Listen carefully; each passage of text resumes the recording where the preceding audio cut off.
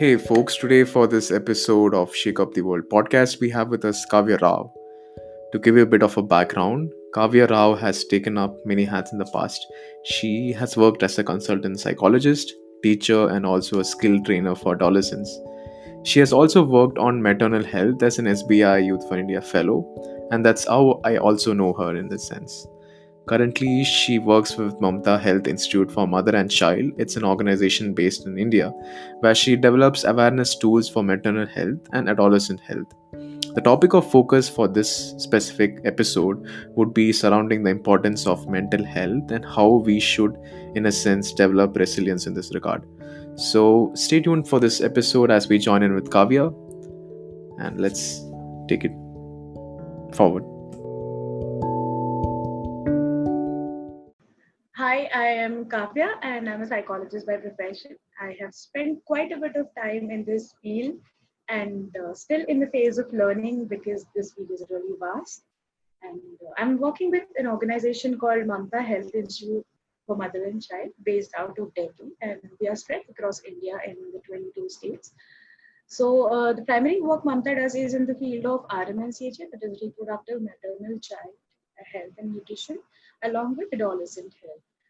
So we wanted to analyze how these outcomes could have an impact with introduction of mental health. I'm sorry.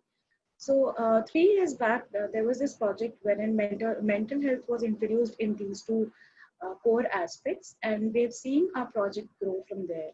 So ideally, we used to target only on the antenatal care, prenatal care, wherein antenatal care, perinatal care, nutrition, wherein you're talking about how to be safe during the delivery, what are the danger signs, and what are the nutritional importance for adolescents, the sexual reproductive health components, but there was little focus on mental health. Through this particular project or the NGO work that we do, we are trying to focus on improving the overall mental health of women and adolescents. So for women, we concentrate mainly on the antenatal and perinatal care, wherein we concentrate on spousal interaction because when you look at the situation in the rural India, the interaction between the spouse is not as similar to you find it in the urban communities. So The you mean daily, like before birth, during birth, and after birth, right? During those three phases, yeah, the information or like the awareness in terms of how they could cope with their uh, themselves during those situations, it's a bit difficult. Is that what you mean? yes, actually, most of the women don't get to know that they're going through emotional changes. Even if they understand, they don't know what's exactly happening to them. See, there are a lot of hormonal changes that happens in a woman's body when she conceives. From moods of ecstasy to moods of sadness to being neutral, they cannot comprehend. So through our awareness programs, we try and make them understand about the challenges which are to come during pregnancy, how to handle them, and how family members can play an importance in making them adapt this entire procedure in a very smooth manner. Besides that, there are a couple of challenges when it comes to mental health after pregnancy. Like you have postpartum depression, you have severe mood changes again, there are bouts of depression. So women are supposed to be aware of this along with the family members. So our awareness sessions focus on if any of them have such warning signs, because they can be really intense if not taken care of, and how can they reach out to health systems and district hospitals to take care of them and overcome such challenges. So mainly we are trying to promote health seeking behavior in terms of mental health and usual public health aspect. And among adolescents, most of the adolescents, if you see, age 10 to 19, if not guided in the right way, they are prone to develop mental health challenges in the early adulthood or later adulthood part of their life. 10 to 14 being the core age. So we are working intensively with these two age groups to build their self-esteem, improve their overall psychological well-being, and also help them adapt to the stressors they face across in their day-to-day lifespan to deal with them in an effective manner. So let's deep dive a bit into the maternal health itself. So when you Yeah. were explaining about the awareness which you give during the three phases, Hmm. how does it look like? I mean, we got a bit of idea of how it mostly comprises after the pregnancy in terms of, say, if they have any postpartum depression and things like that, right? Yeah. So Yeah. what usually happens, or what kind of resources or the knowledge which you provide to them during the pre phase, or the how do we call it, as pre Prenatal period. prenatal phase, right? Yeah. Yeah. So could you explain a bit more on that? Yeah. So our idea was to not advise the community. We do not do the work of advising the community, but we try to make them aware and try to help them understand through their own efforts. So, in order to make this model successful, we took an approach called as peer-led approach. Now, an outsider going and telling them, trying to make them understand, would not be that they would not be that receptive if one of the community member is trying to provide the same sort of information. So the entire module works on training the community members, let's say leaders in simple terminologies. We pick on maybe 20 leaders. We train them intensively on mental health awareness sessions or any other reproductive maternal child health. And these people conduct group sessions. Now, each group comprises of not more than 25 people in a group, because overcrowding again leads to a lot of miscommunication. So every peer leader under them has a couple of groups and they have to deliver these awareness sessions. To give you an idea about the content and how we monitor them closely, one, the monitoring happens within the presence of the program managers and the outreach workers of the community or of the districts where the projects are going on.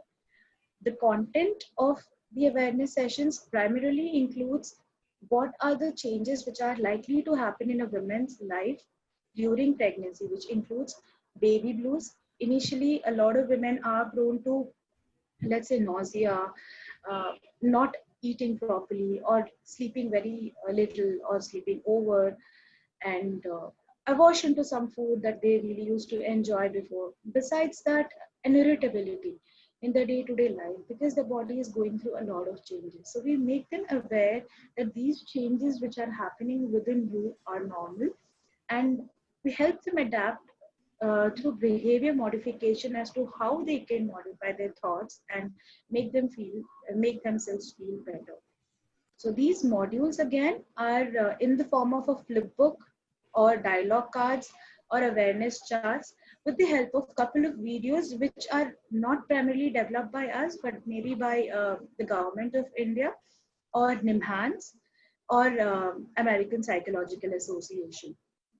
So to keep it more relatable to them, we try and use maximum resources which are based out of Indian communities, because they can associate and learn from them better. I think the peer-to-peer learning approach is quite relatable. In fact, that's how we usually study in schools and colleges, right? Doing group study Yes. and learning from Yeah. each other and so on. Yeah. Um, yeah. So um, I was also thinking about in terms of behavior modification, which you mentioned. Yes. How does it work? I mean, isn't that a bit of a difficult aspect to make or modify an existing behavior? Yes, it is. It is very difficult. In fact, when you look at any project, the changes that you observe in a project of livelihood is quite visible. But when you talk about changes in the projects which aim at health and education, because it is purely based on a behavior change, it takes quite a lot of time, because people have to totally modify their way of thinking, their values, and inline it with what is actually correct according to them and according to the community. So it is pretty much challenging, but that's where the catch lies. Because it is challenging, we intend to do the same, though it takes more time, because for on a longer run, this is something that can be beneficial for them. So I'll just give you a couple of examples. Let's Yeah, I say, think a case study would be interesting because not all of us might be able to, are not from this background, right? So maybe an example might be able to help us imagine or like understand this better with the yeah, situation. yeah. So let's say, let's take an example of a woman X. who has recently conceived and her body is going through a massive amount of changes. There are already three children at home. She's conceived for the fourth time since, birth control is not very actively taken care of here. So, and it's a joint family. Now, there are financial burdens because it's a family based out of agricultural infrastructure, and they have very little income to support themselves. She's conceived for the fourth time, and there are massive amount of changes which are happening. One, majorly because there are financial crunch. Two, because there is no family support at all. Three, her body is not able to take the amount of pressure it is undergoing. This woman was not feeling inclined towards the pregnancy. She could not attach herself to the child which was growing inside her womb. So constantly she kept doing some of the other things which would either bring her some illness or maybe spoil her mood regularly or catch up some petty fights with neighbor here and there to take out that frustration. There Now is a lot that's of emotional distress a which lot of, might be, yes. Yeah, so and there it's were, also a very sensitive topic, right?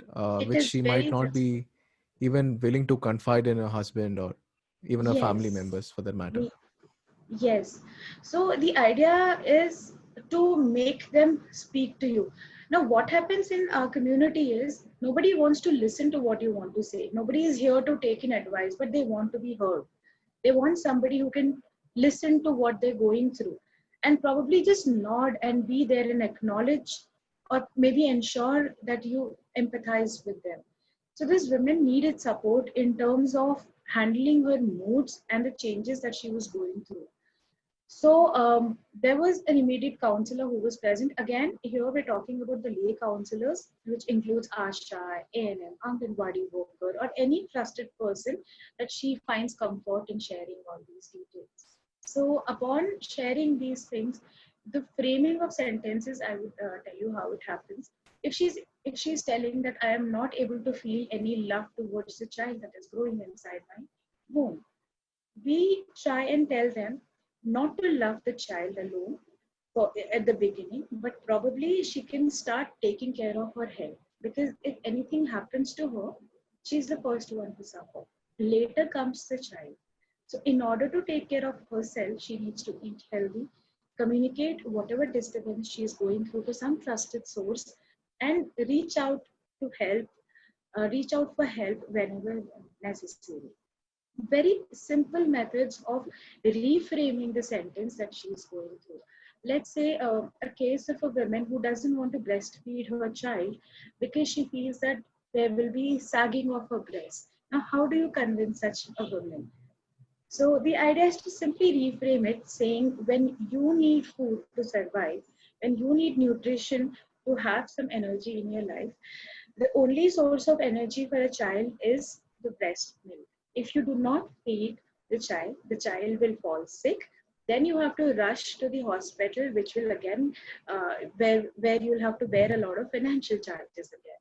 So, associating their day to day lives with the complexities which lie outside their comfort zone to bring in change is what we concentrate on. So framing is in the way you are, um, the same example. You're framing the sentence itself in a different way with a different point of view, right? And that in a Yes. way gets embedded in them, and that changes the behavior itself. So I would not say it changes the behavior, but Shreyas, here we are concentrating more on introspection. Now, if I tell children not to consume a lot of sweet candies, do you think they'll stop eating them? You just need to put across a lot of situations and give them time to introspect what they should be doing and what they should not. We try and do the same thing. We give them situations to understand what is beneficial for them, what can give them a healthy lifestyle, and if they adapt that healthy lifestyle, what are the benefits that they get out of it. So in a sense, it mostly comprises of awareness, right? So we can give Yes, them material, we can tell them yes, or guide them towards you know behaving or say responding in certain ways, but then yeah. it's up to them to actually modify their behavior, right? Yes, totally. But again, because you're putting so much effort to bring in change, you can't just leave them on the way of developing something that you intend to do. So we constantly have follow ups. Now, what happens if you constantly keep listening to good things? If you try and give somebody a positive atmosphere constantly, out of 10 things, you'll at least adapt one or two. So there is constant checking on them, feedback, review, and being there whenever they require, which ensures a safety, a level of confidence, and builds trust, wherein they feel important. And because of that feeling, they try and adapt changes, certain changes. It could be very minimal, but some little changes in order to stay healthy. I think most of the problems in itself can be solved if someone listens to them, right? And Yes, they, most of exactly. the cases, they don't have that. Yeah. So, though we are concentrating on maternal health right now, but I would just like to give you an instance of adolescence. So, before beginning with the mental health awareness sessions for adolescents, I always, I used to ask my students also the same thing, and I asked my population that I'm working also right now as to what, as an adolescent, they intend to receive from an adult.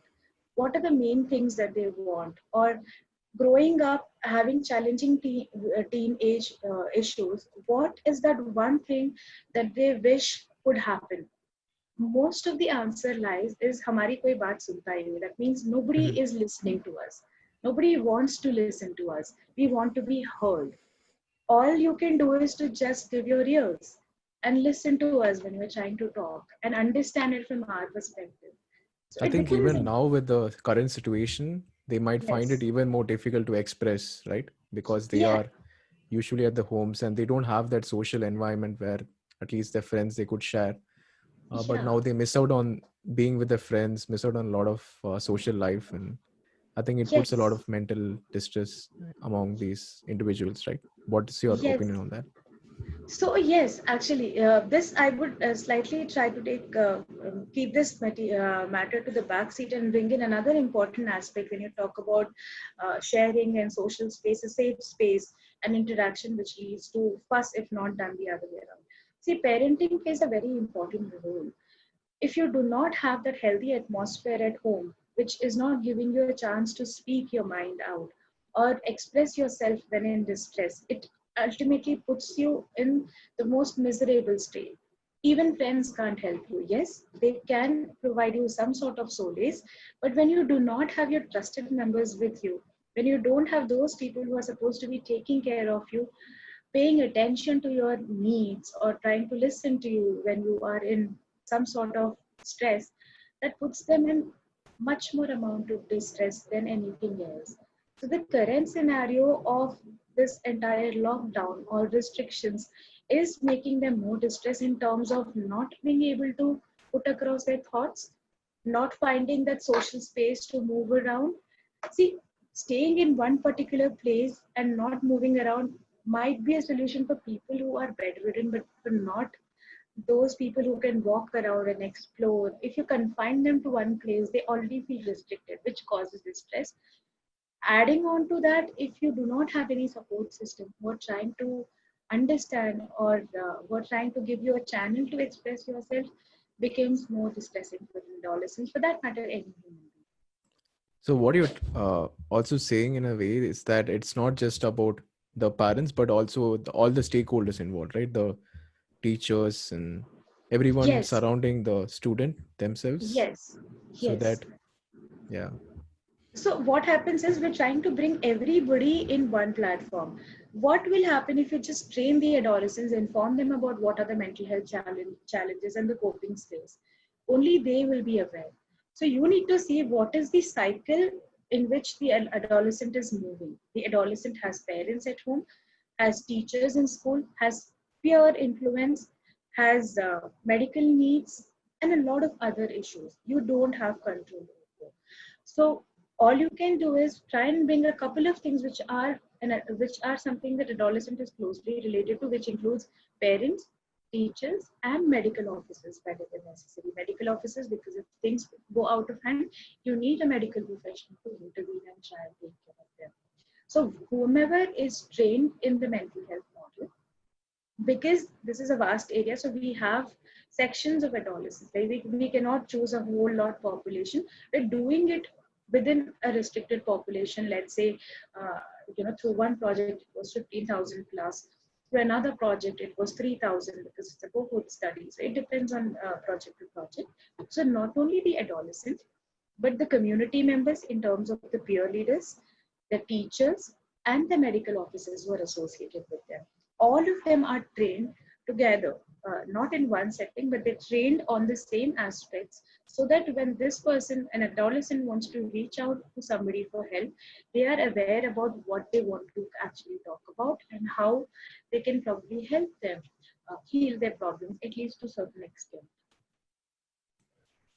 So, Kavya, like in the first phase, you had just mentioned that, yeah, I mean, like nobody is like, especially the adolescents. You were saying that nobody actually listens to them and so on, right? But I was Yes. also wondering if there is a stigma associated with even sharing what you have, especially with adolescents, especially when this when mental health or sharing anything regarding your own so emotional troubles, it's considered to be somewhat of a stigma in the society. So is there influence of that in at least your experiences with adolescents? Yes, of course. There is a lot of stigma associated with mental health problems. So I remember talking to people. I'll just put this across in Hindi and then translate in English because that's the community lingo here. So whenever I used to ask them, whom do you visit when you have fever? They would say doctor. Whom do you visit when you have stomach ache? Doctor again. When you want to improve your nutritional needs, a nutritionist. So what happens when you have persistent headache and negativity coming across in your life on a day-to-day basis? They have no answer. So their response would be, कहाँ जाएंगे, किसको बताएंगे, who will listen to us? Which means where will we go, who will listen to us, whom can we go and talk to about these problems? So the awareness about mental health is less, and mental health is always considered to be a separate domain and not a part of the entire health. So when you talk about health, you have mental health also included in that, but we have stigmatized it so much so that it has become physical health and mental health now. So in that case, this adolescent, yes, remains confused as to whom to approach, can we approach or not? What happens if somebody gets to know? Will my family support or not? Or is this a problem which I'm actually going through? So when you go down to analyze all these things, the first thing is lack of awareness about these existing problems. A lot of times, shares what happens is, do we actually record our thoughts? Do we actually see if our thoughts are progressing in a positive manner, or is it going in a negative manner? Day to day life, how many of us actually do that? If I have to ask you this question, in 24 hours, how many times do you pay attention to what you're actually thinking or what is going on in your mind when you're doing something else? Are all the thoughts that are coming to your mind are positive or not? The answer would be Yeah, it would.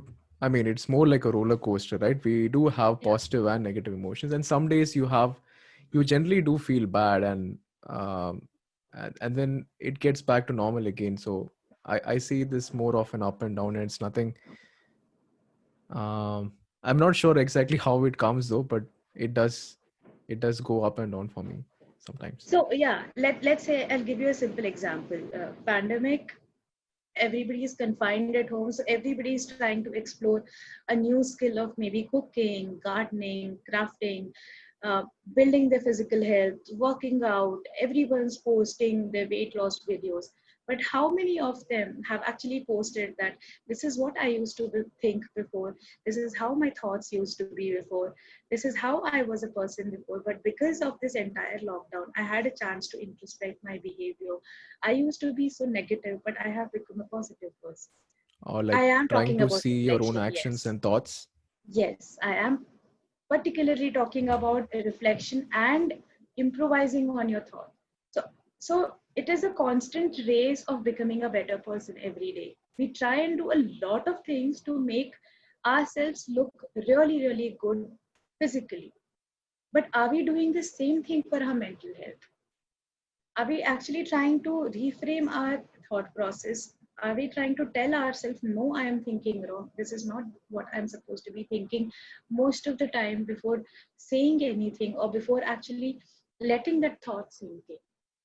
So, this could be a challenge not just with an adolescent or maternal a woman, it could be a challenge with everybody. Yeah, I mean, it's not just of the adolescents, right? Like even us, we Yeah, can practice and improve our mental health through reflection and so on, yeah, right? I guess it's still a bit more abstract. If yeah, I it if I is. say that I have to record my thoughts, what do you really mean by that? So I'll come Or to that second. First, the intention of putting that across was we don't do that quite often because we have not given enough importance to our mental health, because there is stigma attached. Because whenever you have to accept your mistake as a person, you have that apprehension, what if I am wrong? You have that fear, what if I say something and I'm judged for that? So that fear sets you back. Coming to the reflection part of it, see, my idea of reflection is scribbling down everything that comes to my mind, every thought that is lingering in my mind, irrespective of good, bad, worst, or so you excellent. mean to say like journaling or writing a diary might be Yeah, really good for journaling. mental health? Not that's just one of the technique. It One of the works for aspects, me. right? Yeah, works for me may not work for somebody else. For some people, it can be probably expressing it out loud. They might just talk. For some people, it can be through performing arts. Some people, it is through painting. Putting your inner thoughts out and looking at them and analyzing them is quite essential, because unless and until you constantly introspect your behavior, you cannot bring in any positive change in it. You wouldn't know, because most of the time we have that fear, if I say this, I might be considered a wrong person or I might be judged. So that fear of being judged puts you aside. So if you do not want to be judged, if you do not want to talk to somebody, these are certain basic things that you can do to probably analyze your thoughts and see where are you doing wrong.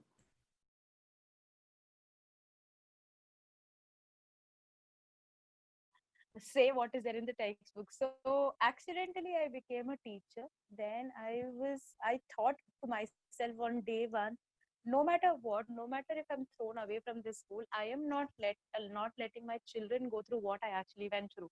I'm not going to restrict them to a classroom. I'm not going to restrict them to the mainstream learning methodology wherein they just come, learn, repeat, go, write in exams, and forget.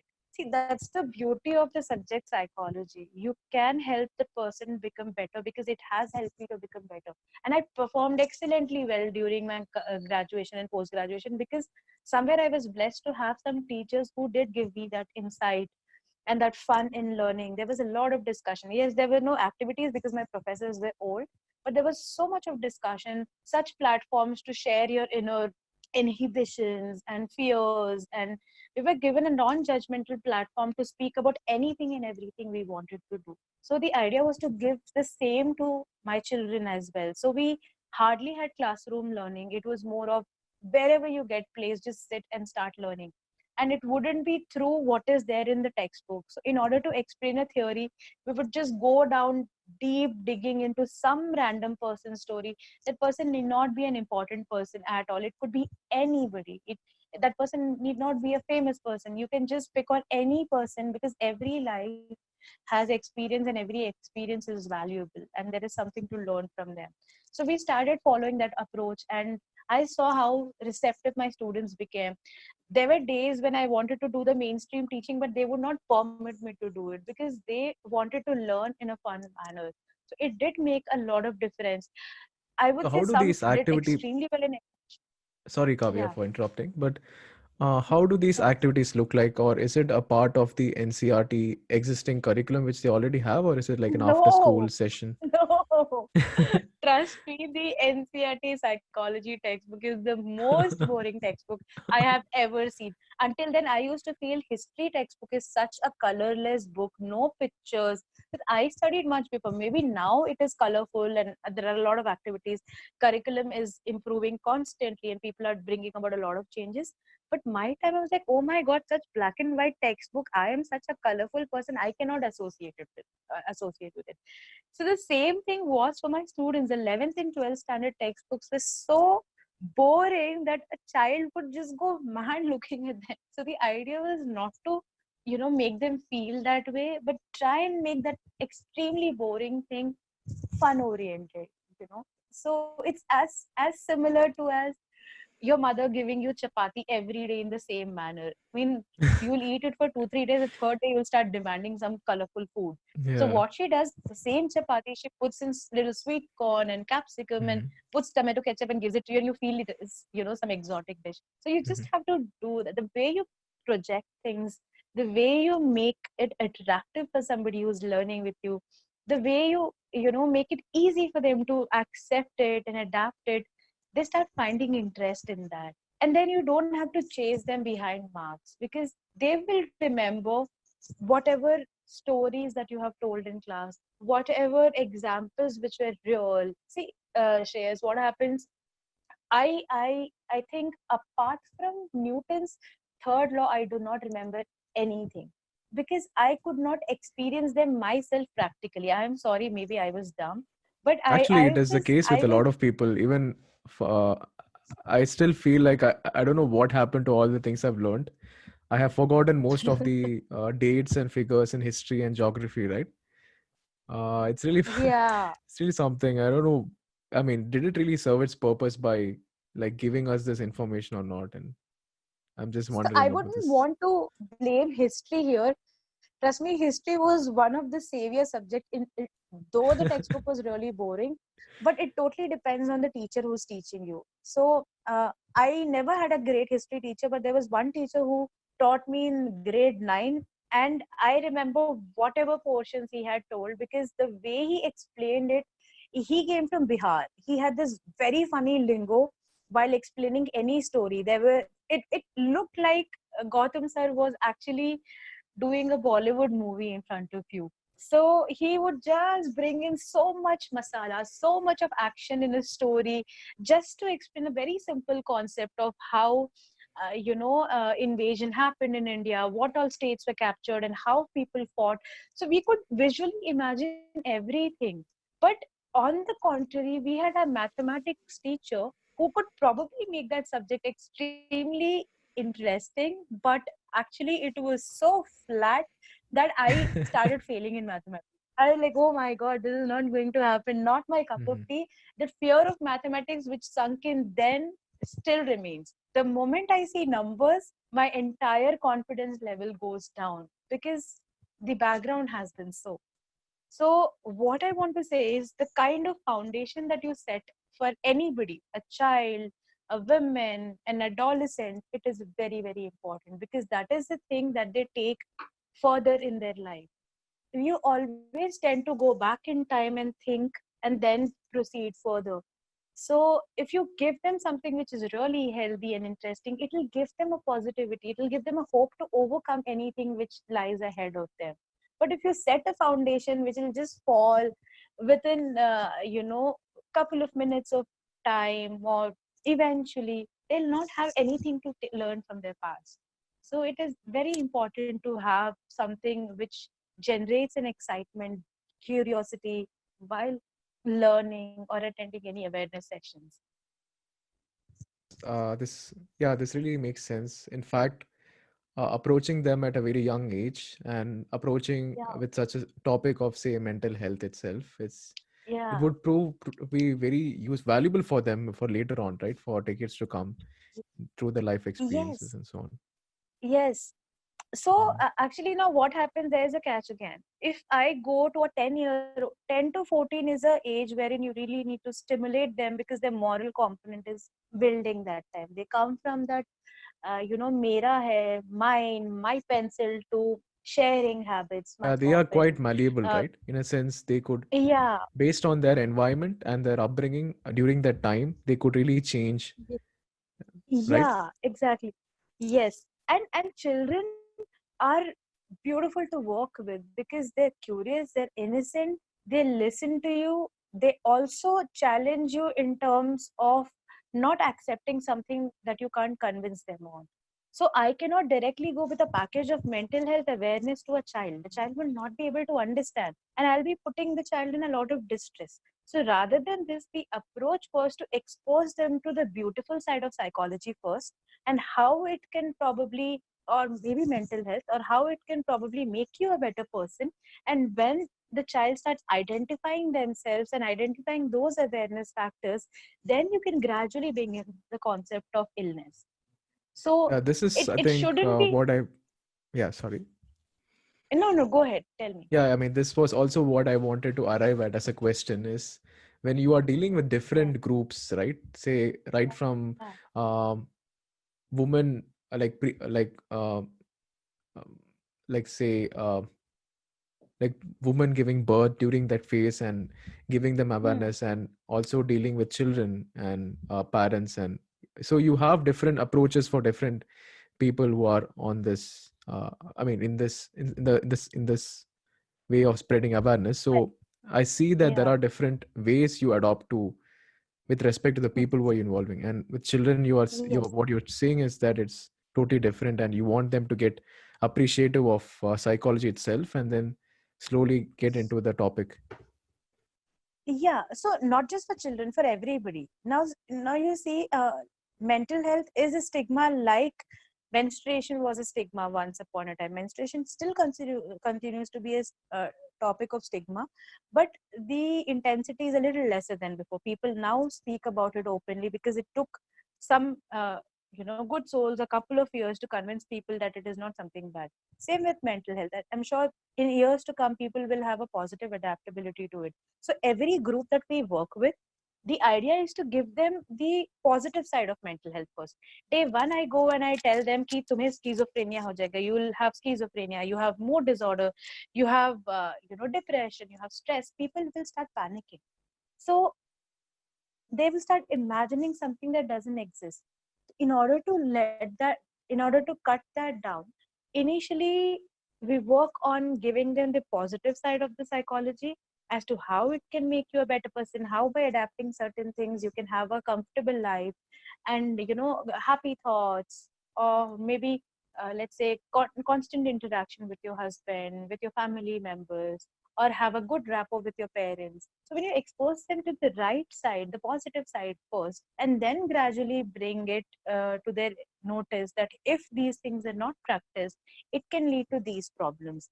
And not tell them that you are prone to these problems, because the moment you tell somebody that you can also come encounter such things, they get defensive, they get into that problem mode. "Ki, I am also prone to all this, so what is the reason, what is the use of adapting good changes?"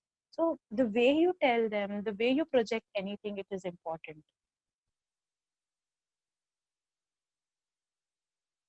Yes. Oh, it's really Yeah. interesting, Kavya. I'm just lost in a lot of thoughts now. Yeah. Hmm. Yeah. So that's So, what it is. mhm. Yeah, No, that's I, what I it was is. just also wondering, say, I mean, there are these interventions in the school, right? So let's say, I mean, for psychology, you mentioned that you help them to appreciate psychology. So that is through such examples, right? Which you already Yeah. mentioned, such activities, Yeah. and then they get interested, and slowly you take them to the next. I mean, there is also a counseling front, or is there like a listening space for them where they could share things which they might not be possibly able to share in classrooms or such? So now it depends on the infrastructure, Shreyas. Not all the government schools are equipped with counselors per se. But when you look at the international school, there is a separate cell for counseling. You cannot expect everybody to be a part of international school. So in order to bring in that concept, we're training the teachers. So identification of teacher in schools which has only one headmaster or maybe one teacher, it becomes challenging because you run out of options. So you also train the Anganwadi, Asha worker, the nurse, so that child has various options, or anybody for that matter, not just child, but everybody who needs help has many options to go reach out for help.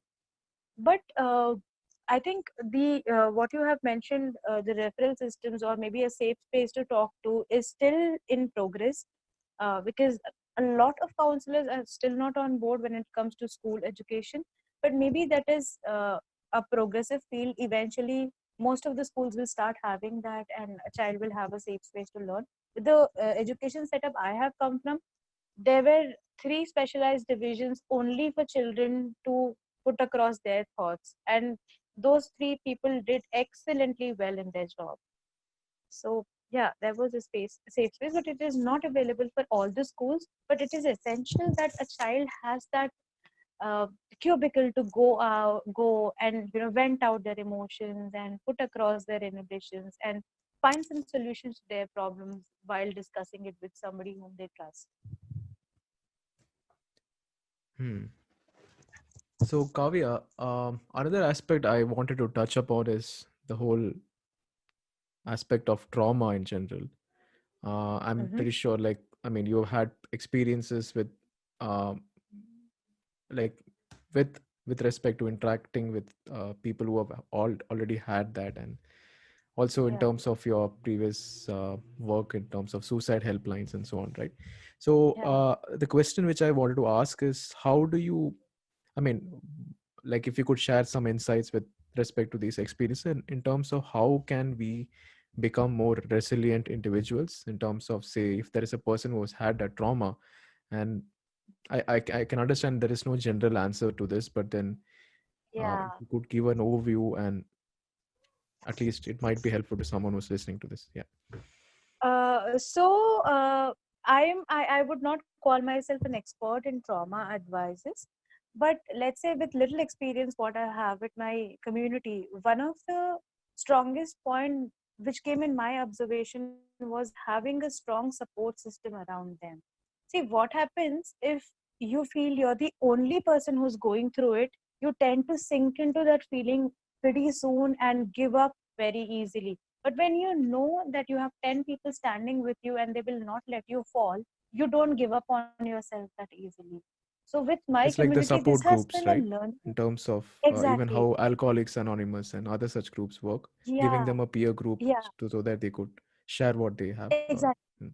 Yeah.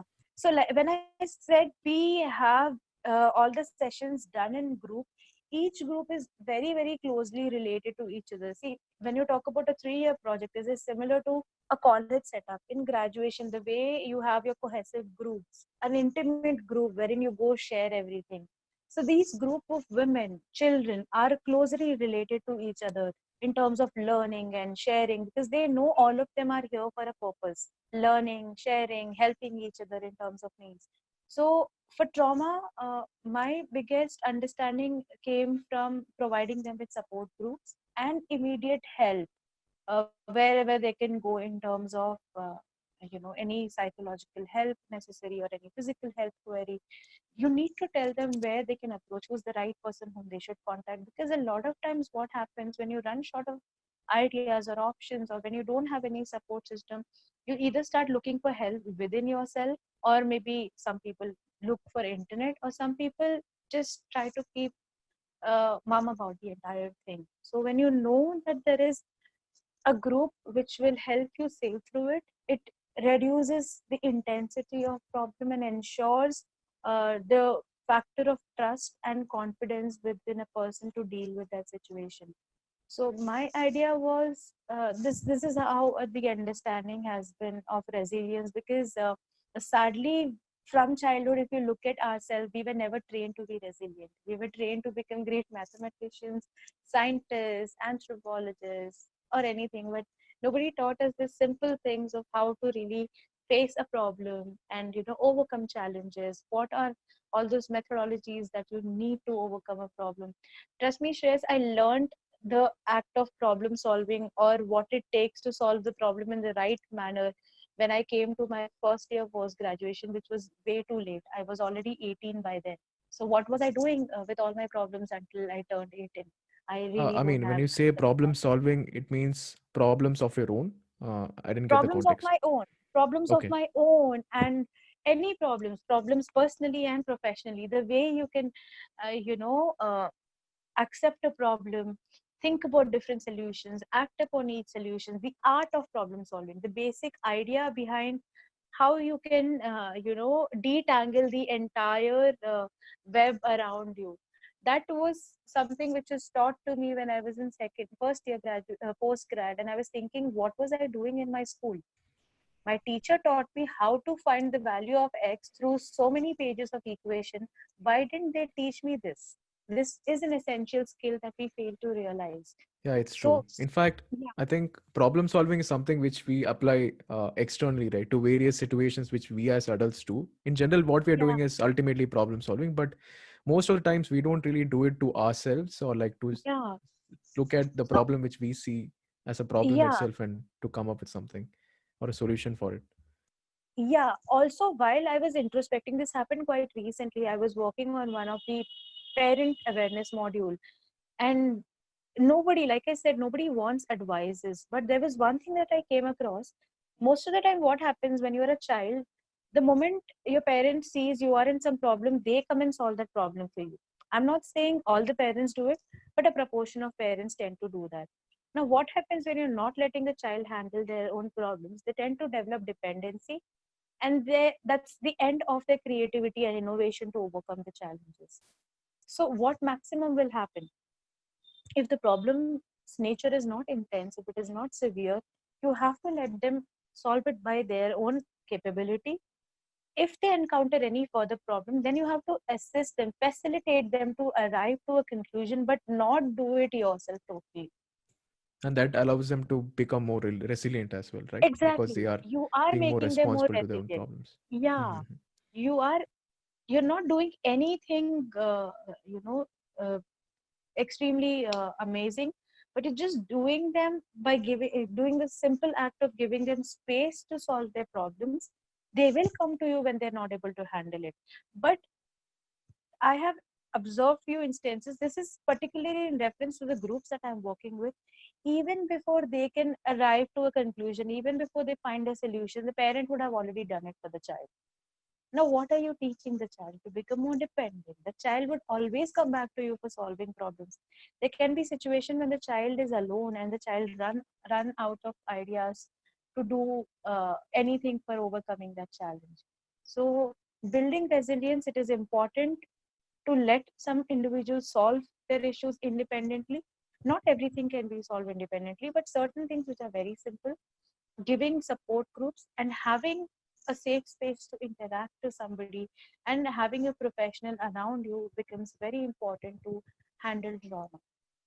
सबसे ज़्यादा important, the most important thing in this entire aspect is having a strong support system. It could be family, professional counseling, a best friend, a trusted neighbor, anybody for that matter. For that Mhm. matter, pets. This is what my sister does. She is Oh, not very this expressive. is. Oh, yeah, that's actually what I was We, also arriving at. In fact, we most of them wouldn't even want to share some of these aspects to their very close friends, right? yeah, exactly. This so I can openly talk about it. My sister's been a persistent depressive patient, a person who's suffering from depression for almost 2 years, and she's still under treatment.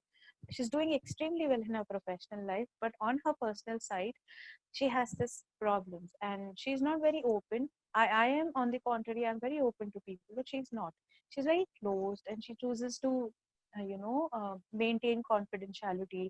She doesn't share her emotions that well. She's expressive in terms of performing arts. She expresses everything what she's going through dance or through music, all that. But her association with animals is totally different. I have seen her talking to them as if some human is listening to her. And somehow, when I asked her, does this bring any sort of peace to you? She says, yes, it does. Because I feel somebody is actually paying attention to me and that somebody is not judging. And the last important thing is, I am trying to find answers on my own, which is making me more confident. So because we also have animals around, we cannot rule that option out. Some people who have this fear that somebody might judge me, animals are your go-to person. They may not give you an answer, but you might get some sort of an insight while putting across your thoughts out loud. So that is also one of the options. Not applicable for everybody. Some people who can apply this to their life, it works. True, So true. I started doing that, this Oh, entire you pandemic. also have a pet dog, right? Or do you have Yeah, it in I have. Delhi? No, I don't have pet at Delhi. I have two of them back home, but here under my, below my building, there are about 8 indies whom I feed every day. So they have Oh, become my source of interaction. I go, I talk. People might consider what is she talking to the dog, but that's the way I want to feel. I just want to go say something. You are a well-behaved child. Oh my God, you are on time. Something, some sort of positivity.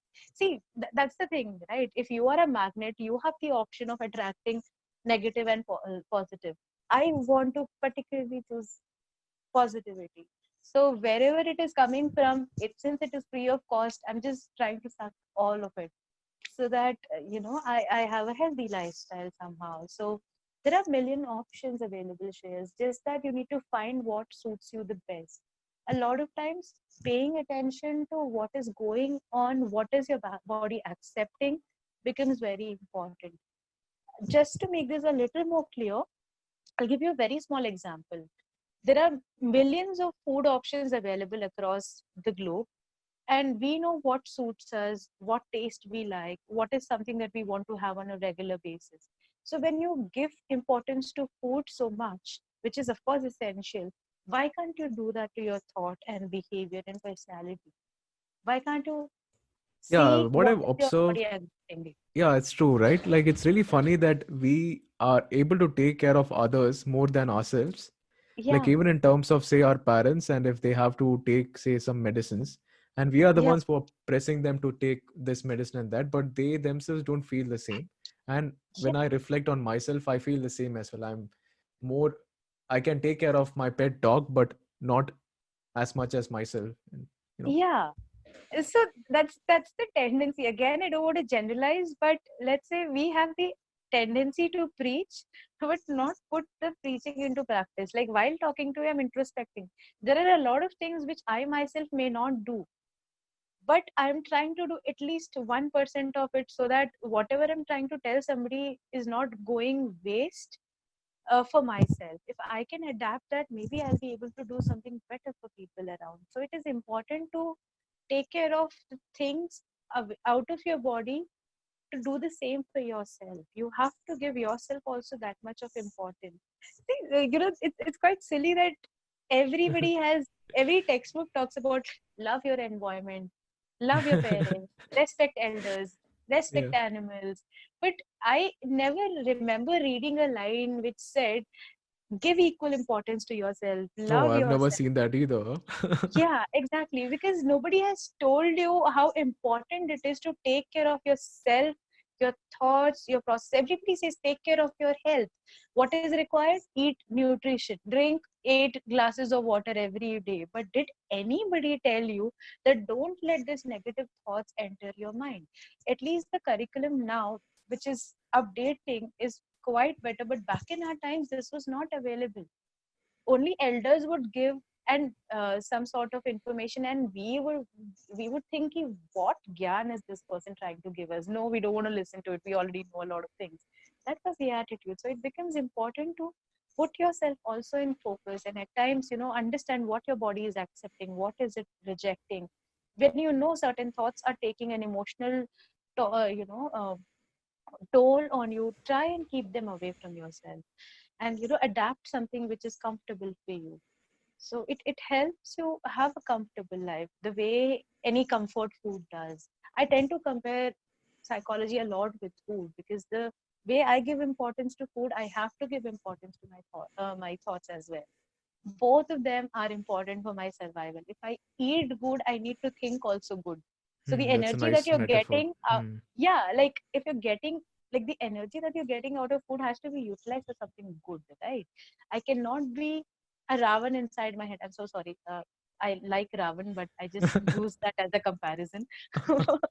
Sorry, so I don't want to be that negative person. You're not So, being politically correct, Kavya. oh no, so I'm just kidding. I'm just kidding. yeah. So every person has some good. He was very intelligent, so I admire him for that. Not anything else. So yeah. Anyway, so that's the thing, Shreyas. It's very simple.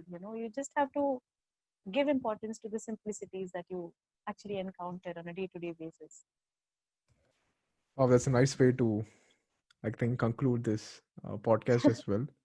Yeah, To look at the simple things around us and give importance to it, right? Also yeah, ourselves. And yeah, definitely. Please, please, please try and focus on yourself and see that yeah, you are the best version of yourself mhm, every day, and yeah, give yourself that time and ability to overcome or keep molding yourself that better, that well. I mean, I am trying to do that.